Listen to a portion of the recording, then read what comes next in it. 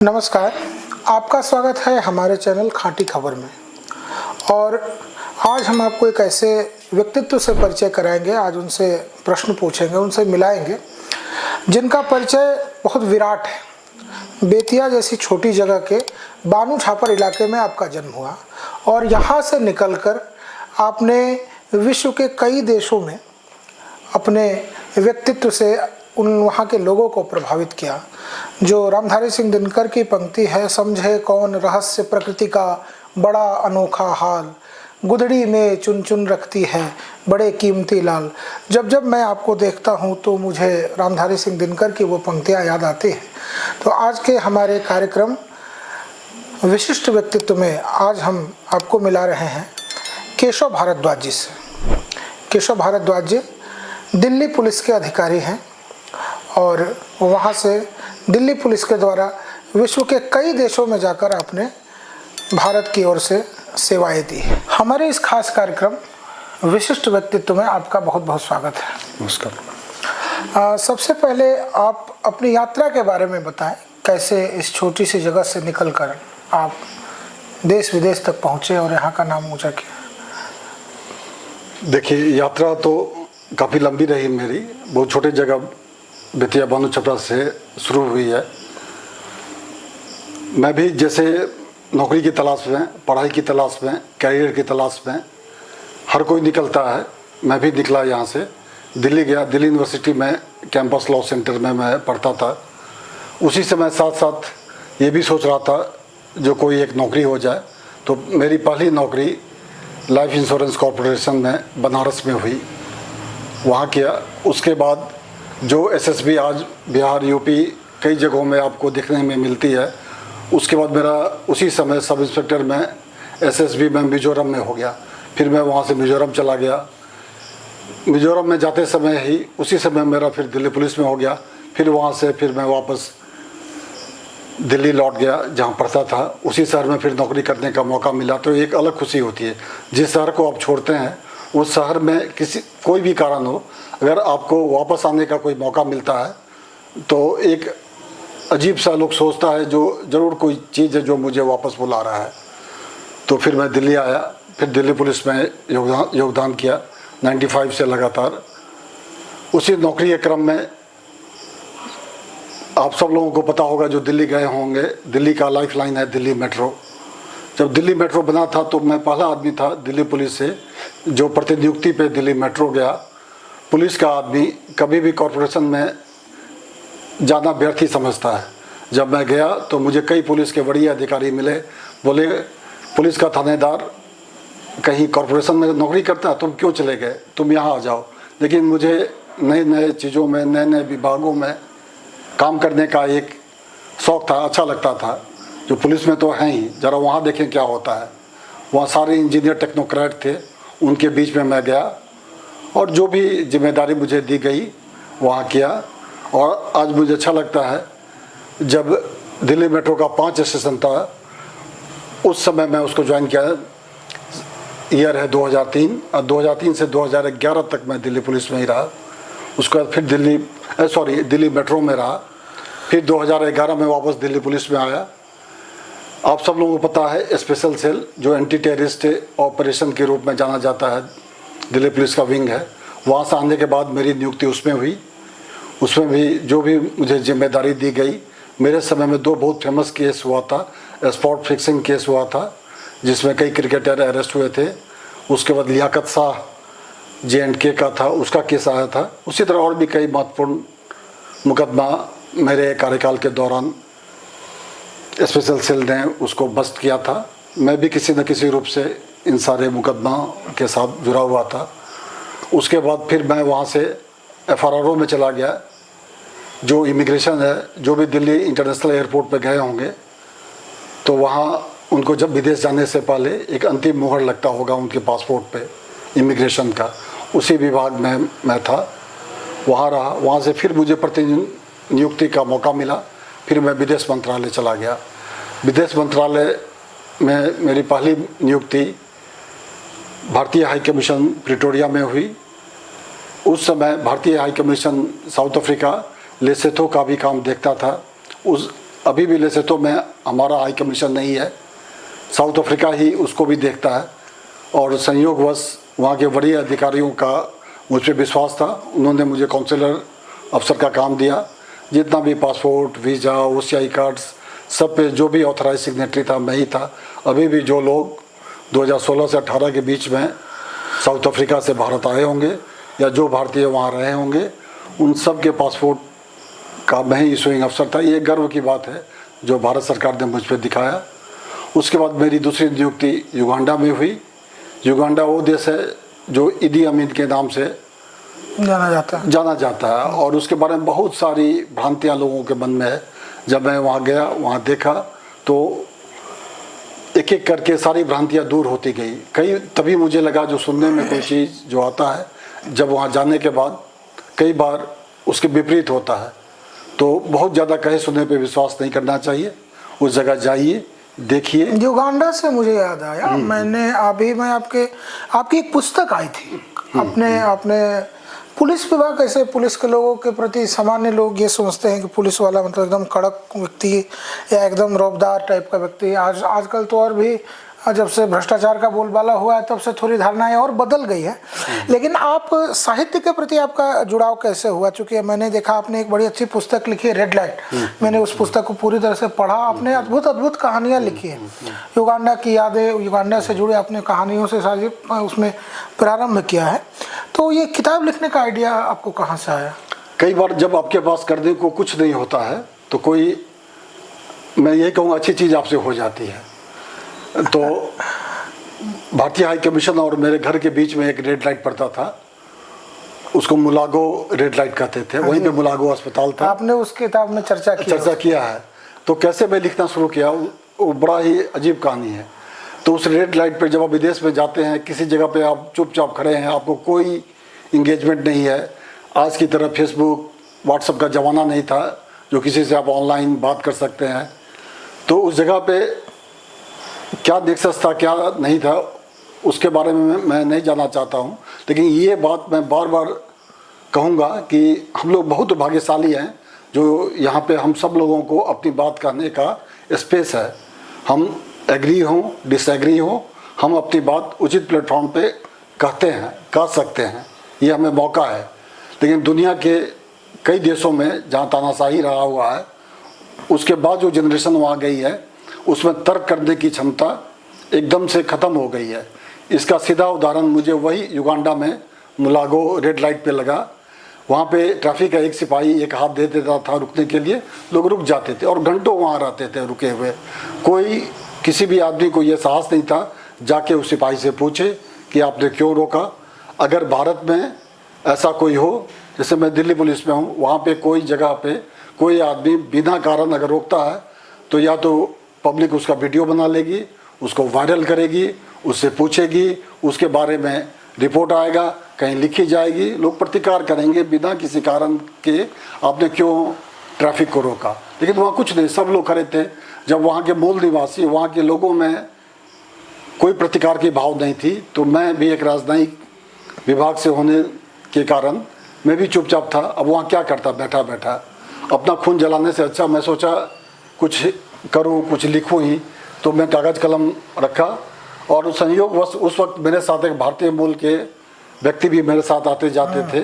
तो उनसे जो बातचीत करता था उन सारी बातों को पुस्तक में उनकी चर्चा मैंने चर्चा भी की है। उन सारी बातों को मैं उसमें लिखता गया। ऐसे ही लिखने की शुरुआत हुई।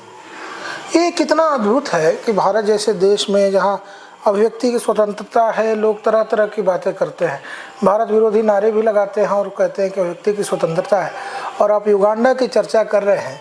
और मुझे बड़ा आश्चर्य हो रहा है ये सोचकर कि रेड लाइट में इतना देर खड़ा होना, कि उतना सोच के एक पुस्तक का रूप दे देना, एक पुस्तक की कल्पना कर लेना, और वो कल्पना कहाँ हो रही है, तो जहाँ रेड लाइट पे मैं खड़ा हूँ वहाँ हो रही है। कितना विलम्ब, कितने घंटे खड़े रहने पड़ते होंगे, ये कल्पना, ये आपकी बातें सुनकर आश्चर्य हो रहा है। ये सचमुच कितना अद्भुत है और अपना देश इन मामलों कितना महान है, कितना अलग है। अच्छा, एक बात बताइए, पुस्तक तो आपने लिखी, पुस्तक इतनी सफल पुस्तक हुई कि मैं देख रहा हूँ कि बेस्ट सेलर वो पुस्तक हुई कई सारे प्लेटफॉर्म पर। आगे साहित्यिक क्षेत्र में आपकी और क्या योजना है, इस बारे में अगर आप कुछ बता सकते। नहीं, रेड लाइट जब सफल हुआ, लोगों ने पढ़ा, मेरा कोई बैकग्राउंड नहीं था साहित्यिक, और एक अनाम सा आदमी जो पुलिस विभाग में काम करता है, जिसके बारे में पहले से ही मान लिया जाता कि ये पढ़ा लिखा नहीं है, ये लाठी चलाने वाला आदमी है, रुखा होता सामान्य है, धारणा। हाँ रुखा होता है, इसमें सेंसिटिविटी की मात्रा बहुत ही कम होती है। लेकिन ऐसा नहीं है, जो समाज में होता है, हम भी बाई चॉइस, या ये नहीं है जो बाई चॉइस पुलिस में गए, नौकरी की तलाश होती है, आदमी जहाँ गए, जहाँ पड़ाव मिल गया वहाँ रुक जाता है। ज़्यादातर लोग यही हैं, बहुत कम लोग ऐसे होते हैं जो एक मिशन बना के जाते हैं मुझे वहीं जाना है और वहीं रहते हैं। अधिकांश लोग नौकरी की तलाश में होते हैं, जहाँ मिल गया एक इज्जत से अपना जीवन यापन करते हैं। तो पुलिस भी मैं वैसे ही गया जैसे और कोई विभाग में नौकरी करता है, उसी तरह से वहाँ गया। जब यात्रा शुरू होती है, जब आप जर्नी करना शुरू करते हैं, तो वो कहाँ तक जाएगी वो आपको पता नहीं होता है। उसी तरह मेरी साहित्यिक यात्रा थी, मैंने लिखना शुरू किया। अब लिखना ये कहाँ तक जाएगा ये मुझे भी नहीं पता था, लिखते लिखते जमा हो गया। आपको पता है, नए लेखक का कोई प्रकाशक आसानी से छापने के लिए तैयार नहीं होता है, ये सबके साथ समस्या है। कोई भी आदमी जो पहला किताब लिखा होगा उसको छापने के लिए कमियां ही निकालेंगी। ठीक है, कमी तो होता ही है। कंटेंट हमारा ओरिजिनल था, तो सर्वभाषा आपने प्रकाशन, बहुत मौलिक बातें उस पर लिखी है। हाँ वो मैंने देखा। हाँ, जो भोगा हुआ था, जो बातें उस वक्त दिमाग में आई थी, ये जरूर मैं अपने जो भी रचना होगी उसके बारे में मैं ये गारंटी के साथ कहूँगा, उसमें कॉपी नहीं है। जो मैंने देखा, जो मैं समझा, उसी बारे में है। हाँ, थोड़ा बहुत उसमें कुछ इमेजिनेशन हमने उसमें किया है। जब भोजपुरी में लिखा, वो किताब काफ़ी सफल हुआ। उसके बाद मेरी एक मैथिली में उपन्यास आई है, चेपरी। चेपरी में 4 जनरेशन, और मेरी हर किताब बेतिया और उसके इर्द गिर्द ही, उसके पात्रों को देखिएगा तो सारे बेतिया और उसके इर्द गिर्द के ही लोग हैं। चेपरी में 4 जनरेशन की कहानी है। हम लोगों में ये कहा जाता है कि हर परिवार का चक्र जो है 4 जनरेशन बाद बदलता है। जो आज बहुत बड़ा आदमी है तो 4 जनरेशन बाद देखिएगा उसके परिवार में जरूर बदलाव आएगा। ये आता है और ये सच है। वही बात उसमें हमने लिखा है, जो देखा है आसपास में। एक रिक्शा वाला था, उसका बेटा IAS हुआ नवोदय स्कूल होने के कारण, फिर उसका बेटा विदेश में गया, और फिर उसका बेटा फिर भारत में आया, फिर वो क्लासिकल सिंगर हुआ है। कैसे वो सारी बातें हुई है, कैसे समाज बदला है। चेफरी मतलब होता है गुदरी, मतलब जैसे कोई महल के सामने कोई झोपड़ी हो तो झोपड़ी उस महल वाले के लिए चेफरी हुआ। तो कहीं वो महल वाला के लिए वो झोपड़ी था, चेफरी था, बाद में वही IAS हो जाता तो महल के लोग उसके सामने चेफरी हो जाते हैं। तो किस तरह समाज में लोगों का व्यवहार बदलता है, इन सारी बातों को चेफरी में दिया गया। इसका भी बहुत अच्छा रिस्पॉन्स आ रहा है। और सबसे बड़ी बात है, पहली किताब मेरी भोजपुरी में थी, अगली मैथिली में आई है। उसके बाद एक और मेरी उपन्यास आ रही है। आज मैं उसका नाम आप लोगों को बता रहा हूँ, क्योंकि आज ही उसका कवर पेज प्रभाकर प्रकाशन से आ रहा है। उसका नाम है मैं, मानिनी और प्रिया। इसका थोड़ा सा मैं बैकग्राउंड बता देता हूँ।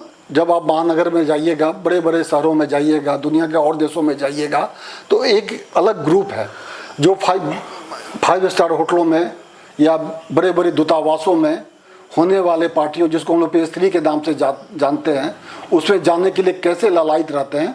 उसमें बहुत बड़ी संख्या महिलाओं की है, पुरुषों से ज़्यादा महिलाएं उसमें जाना चाहती हैं। वो महिलाएं हैं जो जिनका एक मुकाम है। जब वहाँ जाइएगा, उनसे मिलिएगा, तो सारी नामचीन महिलाएं होती है। आपको आश्चर्य लगेगा, क्योंकि जिस समाज से हम और आप आ रहे हैं, ऐसे ऐसे लोग, जो मैं शराब का ना बड़ाई करता हूँ ना बुराई करता हूँ, सबका अपना स्वभाव है, अपना टेस्ट है। और ये भी कहा जाता है जो बड़े गरीब की जो बुराई होती है, बड़े आदमी का उसको शौक कहा जाता है। और अगर जैसे अमेरिका में देखिएगा 1929 के ईस्वी के आसपास जब व्यापक आर्थिक मंदी आई थी, तो उस समय कहा गया था जो लोग ये सब चीज़ करें। इसका एक और पक्ष है, आर्थिक पक्ष भी है। इससे पैसा का सर्कुलेशन होता है, लोग बड़े पार्टियों में जाएंगे जहाँ वाइन विस्की सर्व होगी, ऐसा आयोजन होगा तो पैसा का लेन देन होगा, पैसा खर्च होगा। पैसा खर्च भी होना चाहिए। अगर पैसा एक जगह रुक जाता है बड़े लोगों के पास, तो देश का जो आर्थिक विकास भी रुक जाता है। तो मैं ये नहीं कहता हूँ, लेकिन मैं लोगों में जो परिवर्तन आया, ऐसे ऐसे लोग जो बहुत ही पारंपरिक परिवार से थे, उस परिवार की महिलाएं वहाँ एकदम खुल के ड्रिंक कर रही है। तो फिर उसके पीछे का क्या कारण है, फिर मेरी उनसे बात हुई। जो एक कैरेक्टर था उसके माध्यम से मैंने बात की, उसके बारे में मैंने लिखा है। और ये किताब हिंदी में आ रही है, ये भी उपन्यास है। उसमें जो 2 कैरेक्टर हैं, उन दोनों कैरेक्टरों का भी कहीं ना कहीं से हमारे बेतिया से ही कनेक्शन है। ये मुझे बड़ी खुशी है। आप लोग देखिएगा, ज़रूर अच्छा लगेगा, क्योंकि मैक्सिमम लोग उस लाइफ से वंचित हैं। मुझे भी जब मौका मिला ऐसे पार्टियों में जाने का, इनविटेशन लेटर होने के बावजूद भी मैं नहीं जाता था। एक डर था, एक संकोच था, जो उसमें कैसे जाएंगे। आप जैसे मंत्रालय में जा रहे हैं, पिए या ना पिए, उसे बाहर निकलते हैं और आपको ठेसी लग जाती है थोड़ा उसमें, तो लोग यही कहेगा लड़खड़ा के निकल रहे हैं। आदमी ओवर कॉन्शियस हो जाता है, तो उसका चाल बदल जाता है। ये कहावत है ना कि शराब के दुकान में बैठ के अगर कोई दूध भी पीता है तो लोग कहते हैं कि शराब ही पी रहा हो। ये कहावत लोग कहते हैं। एकदम सही हो। तो उसी पे एक उपन्यास है, और ये मेरी नई उपन्यास बहुत जल्दी आने वाली है। और मुझे पूरा लगता है कि जो लोग नहीं गए हैं, उस घर को नहीं देखे हैं, जो अभी बहुत लोगों के लिए अंधेरा है, उसको कई लोग कहे कि आप ऐसे समझ सारी पार्टी बाज कर लीजिए, उससे अभी भी एक बहुत बड़ी जो जनसंख्या है, बहुत बड़ी हमारे आसपास के जो लोग हैं, उस दुनिया से एकदम अलग हैं। तो उसके बारे में, उस विषय पे मैंने लिखा है। अब असली तो पाठक बताएंगे, जो कैसा जो लिखता है उसके लिए तो जस्ट लाइक जैसे कंसीव करती है लेडी, उसी तरह उसका वो प्यारा होता है, जो भी उसकी रचना होती है। लेकिन रिस्पॉन्स वो पाठक को कितना छुआ, ये दोनों किताबों में अच्छा रिस्पॉन्स मिला। अब इस उपन्यास में कैसे किताबों का जो रिस्पॉन्स है, जो प्रतिक्रिया है पाठकों की, मैं सोशल मीडिया पर देखता हूँ कि बहुत चर्चाएं होती है आपकी उस पुस्तक रेड लाइट और उस मैथिली उपन्यास की चर्चा बहुत ज़्यादा होती है। और मुझे स्वयं आश्चर्य होता है कि पहली पुस्तक जिसके बारे में आपने स्वयं कल्पना नहीं की थी कि मेरी पहली पुस्तक थी, और उस पुस्तक को इतनी ख्याति प्राप्त हुई, ये बहुत सामान्य विषय नहीं है। ये हम लोगों के लिए गर्व का विषय है। अच्छा, पुलिस विभाग में आपने वर्षों तक काम किया है, अभी कर ही रहे हैं, तो कोई ऐसी घटना बताइए, चूँकि आपने बताया कि आप क्राइम वाले विभाग में रहे, तो कोई ऐसी घटना बताइए जिसको सुन के लगे कि हाँ ये विशेष घटना आपके जीवन में हुई थी, जिसको बताने में आपको आपत्ति न हो, जो सामान्य से थोड़ा। देख, पुलिस का जो जीवन है वो घटनाओं से ही भरा होता है। मतलब और ऐसा कोई दिन नहीं बीतेगा हमारी नौकरी में जो जिस घटना का अपने आप में कोई ना कोई विशेष स्थान नहीं हो। आम लोगों के लिए सामान्य होती है, लेकिन जिसके साथ घटता है उसके लिए बहुत महत्वपूर्ण होती है। तो हम किसी घटना विशेष का चर्चा करके किसी व्यक्ति का उसको कम नहीं करना चाहते हैं जो बाकी लोगों का महत्व। और हमारे टेन्योर में कुछ चर्चा हम कर देते हैं। बहुत इंपॉर्टेंट केसेस हुआ, जैसे आप लोग 2003 के आसपास हुआ था, 2002 के आसपास हुआ था, मौलाना आज़ाद मेडिकल कॉलेज की एक लड़की का रेप हुआ था, जिसमें उस समय प्रेसिडेंट आके एड्रेस की थी। बाद में उसमें मुझे आज भी याद है, Durga son of Devi Singh accused था, उसको अरेस्ट किया गया था। उसमें बहुत ज़्यादा पैनिक हुआ था पूरे देश में। उससे पहले उतना ज़्यादा डर, जब रंगा बिल्ला जब पकड़ाया था संजय चोपड़ा और गीता चोपड़ा हत्याकांड में, उससे पहले दिल्ली में उसी समय सबसे ज़्यादा पैनिक मचा था आम लोग। दूसरा ये मौलाना आज़ाद मेडिकल कॉलेज का हुआ था, वो भी उस समय मैं सेंट्रल डिस्ट्रिक्ट में ही था, उसी समय ये मुकदमा हुआ था। उसमें भी मैं किसी तरह से उस समय आतंकवाद निरोधी दस्ते में। हाँ, उससे संबंधित। उसी में उसी का लियाकत शाह का केस उसी समय हुआ था। अच्छा। जो कश्मीर का था, उसको नेपाल से पकड़ा गया था। अभी भी मैंने देखा शायद इजरायली दूतावास के सामने जो हमला हुआ था, उसमें भी आपकी काफ़ी सक्रिय भूमिका रही थी। हाँ, वो तो अभी डिप्लोमेटिक सिक्योरिटी फोर्स में हम हैं, तो इसमें कहीं भी किसी भी एम्बेसी से रिलेटेड कोई ऐसी बात होती है तो उसमें हमें रिएक्ट करना, उसमें हमारी ये क्षेत्र के लिए गौरव का विषय है। और कई ऐसी बातें हैं जो हम पब्लिकली डिस्क्लोज नहीं कर सकते हैं, मैं समझता हूँ, लेकिन हमारी उसमें भागीदारी होती है। कोई भी उसमें रिएक्ट करना है, अगर इंफॉर्मेशन किसी भी तरह से हमारे पास आ जाए तो उस पर हम रिएक्ट करते हैं। वर्तमान सरकार है, उसके मुखिया मोदी जी हमेशा ये कहते हैं कि भारत युवाओं का देश है। तो आपने जो अपना जीवन देखा, विदेश में जो अपना जीवन बिताया और यहाँ के युवाओं को आप देखते हैं, तो उसकी तुलना में मतलब आपको क्या लगता है, यहाँ के युवाओं को क्या बताना चाहते हैं? कुछ ऐसी बात अगर आप बता सकें। युवाओं को मैं एक ही कहूँगा, जो बहुत ज़्यादा सोचने विचारने में समय बर्बाद ना करें। कोई भी नया काम लीजिए, उसको कीजिए। ये कह के आप सर्वे दिस दैट करके जो इतना सोचिएगा विचारिएगा तो कोई काम आप शुरू नहीं कर सकते हैं। मन में आया कोई चीज़ तो उसमें थोड़ा बहुत योजना बना के अपना उसको कर डालिए। मैं अफ्रीका में रहा, जो आप देखिएगा कई बड़े बड़े, जूही चावला का ससुराल है वहाँ पे था, जय मेहता फैमिली, मुमताज़ का ससुराल है, माधवानी फैमिली, और भी एक बहुत बड़ा फैमिली सुधीर रुपेलिया फैमिली। इतने इतने बड़े लोग जिसके होटलों में, रिसोर्ट में कॉमनवेल्थ कॉन्फ्रेंस हुआ, इतने बड़े बड़े इंडियन लोग, ये सारे लोग, सारे जो फाउंडर्स थे 100 साल 125 साल पहले 20 रुपया 25 रुपया लेके गुजरात से अपने घर से निकले थे और इतना बड़ा एम्पायर खड़ा किए। तो ये लोग सोच के नहीं गए थे, कोई MBA नहीं किए थे, सीधे वहाँ गए, एक छोटा सा दुकान करके धीरे धीरे करते करते वहाँ अपॉर्चुनिटी मिला, जिस चीज़ में मिला। पहले ऐसा नहीं है जो पहला काम किए उसी में उनको सफलता मिली। उन सब लोगों का जब मैंने लाइफ देखा तो एकदम कुछ नहीं था। 18 साल 12 साल 14 साल के बच्चे होके ये लोग गए थे वहाँ से। वहाँ कहाँ जंजीबार गए, कहाँ समझिए उस समय जंजीबार गए, जंजीबार से नैरोबी गए, नैरोबी से ईस्ट अफ्रीका आए, ईस्ट अफ्रीका में युगांडा आए, वहाँ दुकान खोले। तो युवाओं को यही कहेंगे, जो आपको जहाँ मौका मिलता है वहाँ जाइए।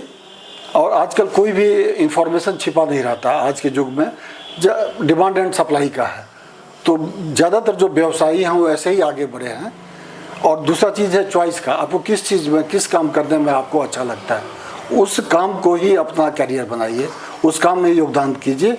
और बहुत ज़्यादा अब तो इतनी अपॉर्चुनिटी हो गई है हर फील्ड में, तो युवाओं के पास। लेकिन एक ही चीज़ ध्यान रखिएगा, गलत रास्ता मत अपनाइएगा।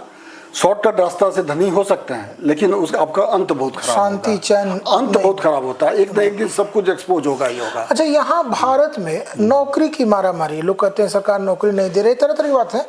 तो अच्छा, उस तुलना में विदेशों में युवाओं को की नौकरी का क्या अनुपात है? मतलब सरकारी नौकरी का की मैं बात कर रहा हूँ। नहीं, सरकारी नौकरी अब कई विदेशों में, कई देशों में देखिएगा, जो सबसे कम टैलेंटेड होता है, जो कहीं क्वालिफाई नहीं करता है प्राइवेट में अपना करके, वो अंत में सरकारी में जाता है।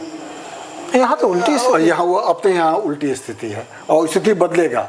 अभी बहुत सारे लोग आप देखिएगा, अगर आपको देखना है, बड़े बड़े जो IAS IPS है, जो जिसको हम लोग समाज के ऊंचे तबका के लोग कहते हैं, उनमें किसी के बच्चे अब सरकारी नौकरी की तरफ नहीं जा रहे हैं, सब मैनेजमेंट कर रहे हैं, सब दुनिया के और देशों में जा रहे हैं। एकदम ट्रेंड बदल गया है।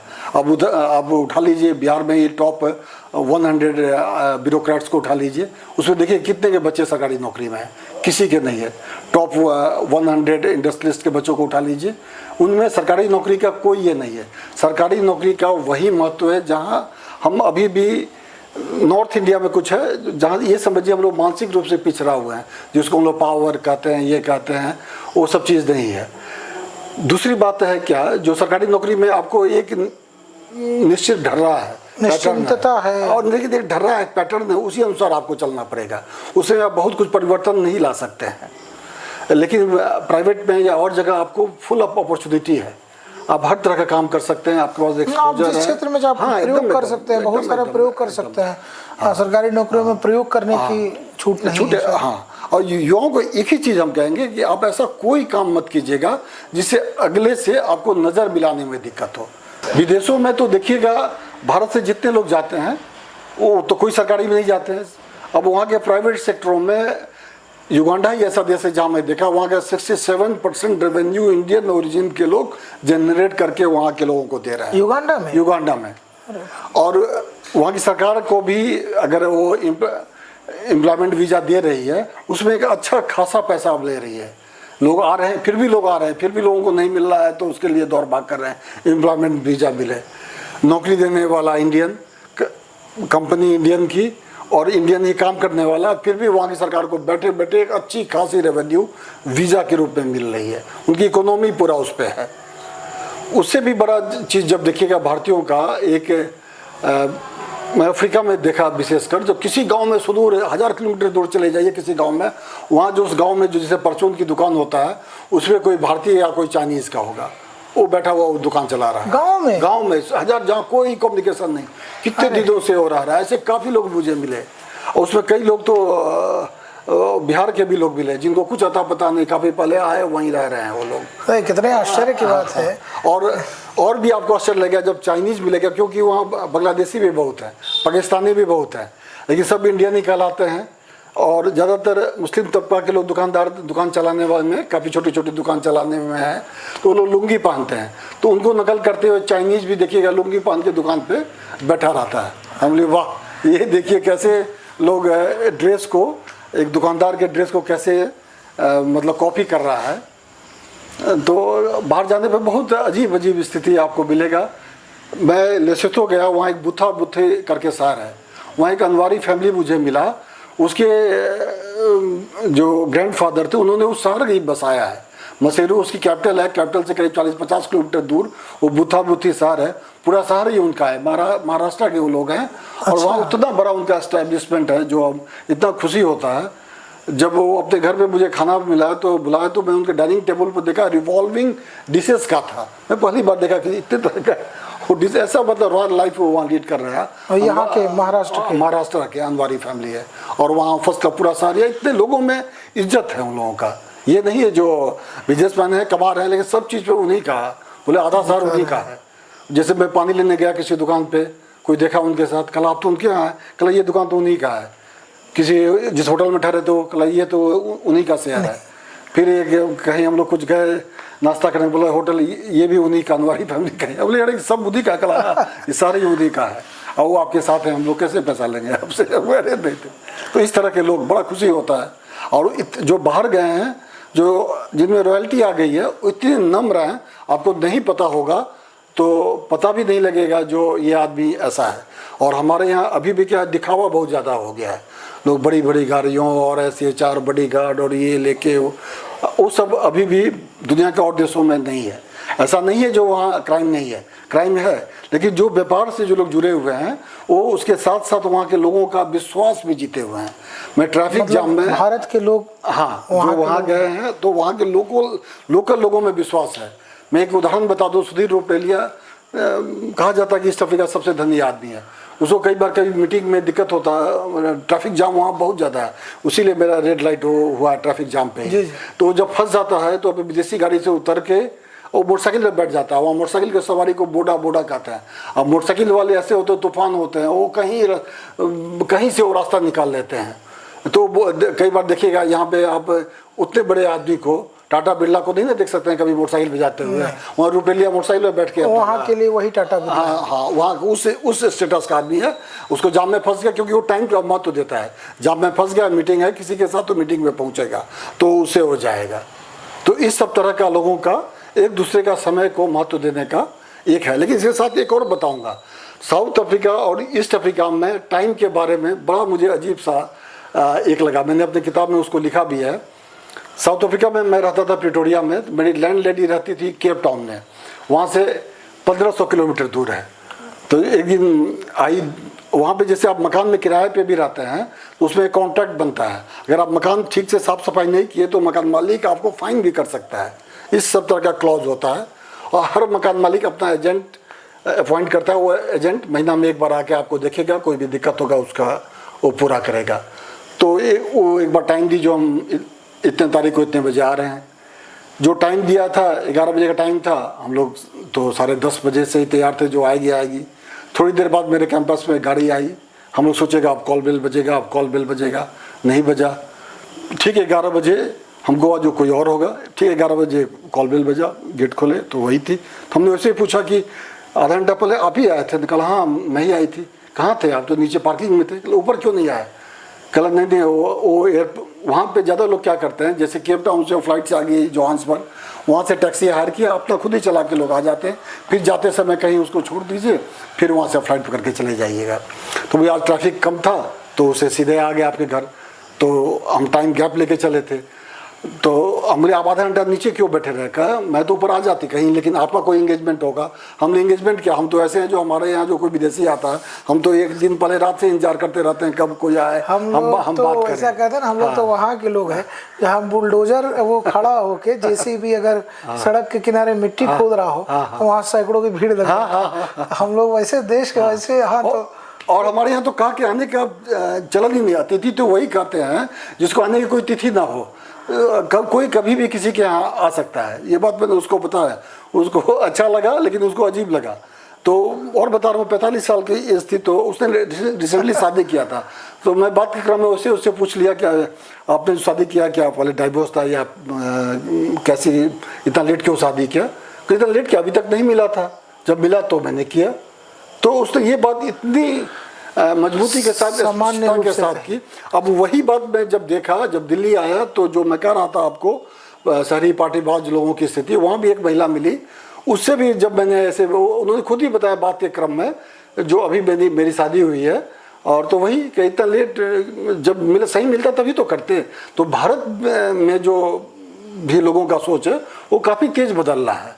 मतलब इतना जब जो बात मुझे उस लेडी को, लैंड लेडी को कहने में लगा, सेम शब्द, वही भाषा, वही भाव मुझे भारत में भी बड़े परिवार का जो हाई प्रोफाइल सोसाइटी में भी वही चीज आ गया है। एक तरह से कहे तो भारत का पाश्चात्यकरण हो गया, हाँ, होना शुरू हो गया, बड़े हाँ, ऊपर के तबका में शुरू हो गया, और उसको रोक नहीं सकते हैं। जब ऊपर से बहता है हवा तो नीचे तक चलता ही है। इसको आप ठीक मानते हैं या इसको गलत मानते हैं? नहीं, ये तो ठीक ही है, बदलाव तो होना ही चाहिए। समय के अनुसार अगर नहीं बदलिएगा तो आपका विकास रुक जाएगा। जब जैसे कहा भी जाता है, जब जैसे बाया हवा वैसे पीठ कीजिए, उस अनुसार आपको चलना ही पड़ेगा।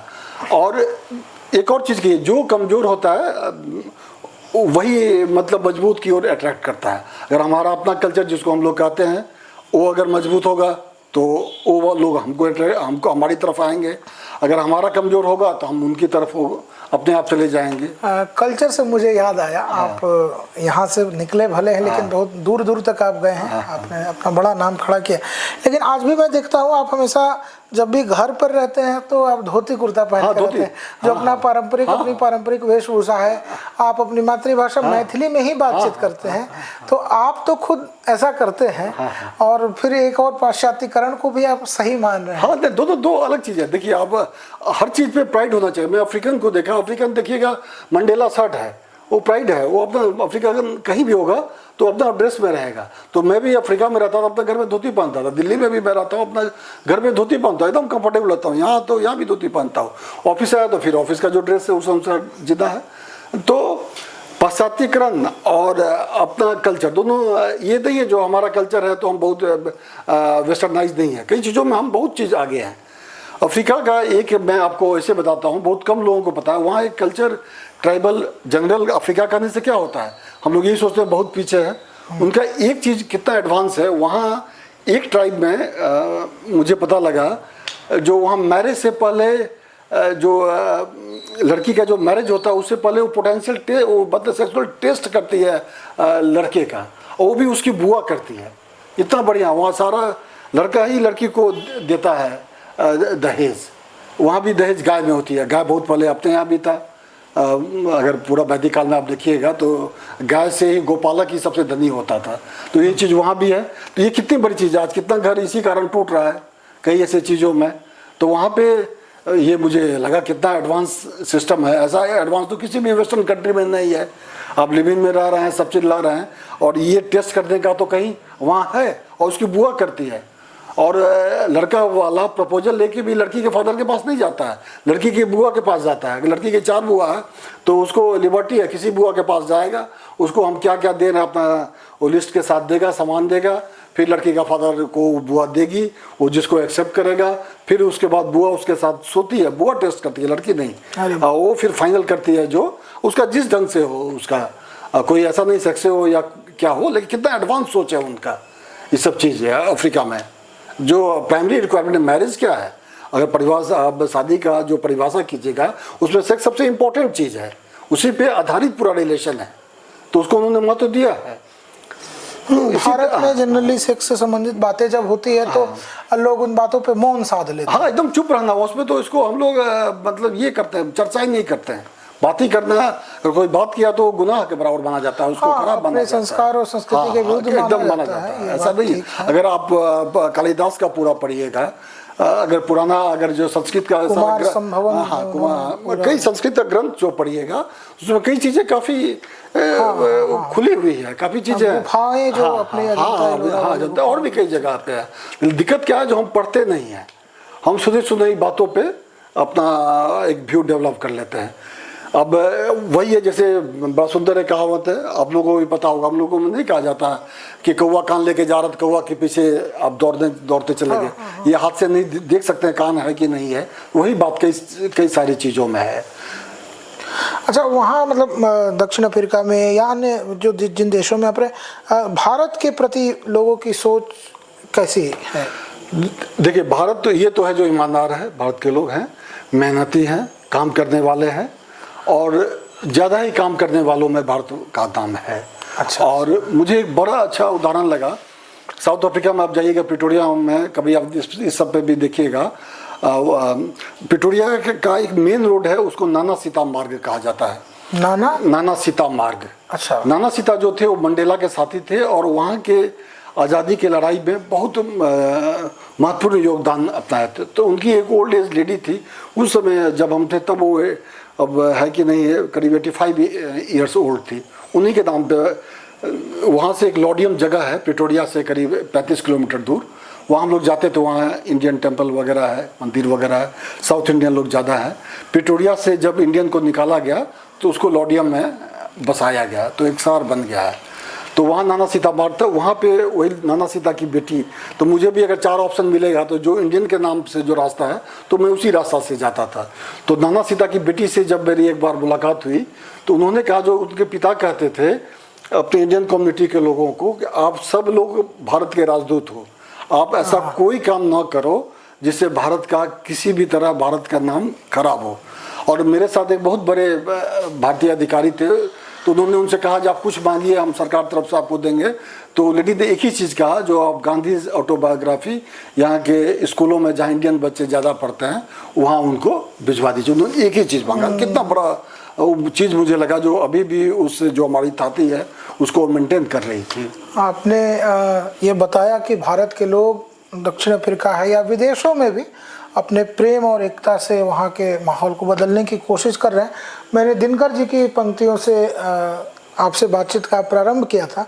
दिनकर जी की ही एक पंक्ति है, वृथा मत लो भारत का नाम, और उसमें उन्होंने लिखा है, जहाँ कहीं एकता अखंडित, जहाँ प्रेम का स्वर है, देश देश में खड़ा वहाँ भारत जीवित भास्वर है। और उसमें उन्होंने कहा है। मैं इन्हीं पंक्तियों के साथ आज की बातचीत को समाप्त करता हूँ, और फिर मिलते हैं किसी अन्य विशिष्ट व्यक्तित्व के साथ अपने इसी कार्यक्रम में। बहुत बहुत राष्ट्रकवि दिनकर जी को नमन करते हुए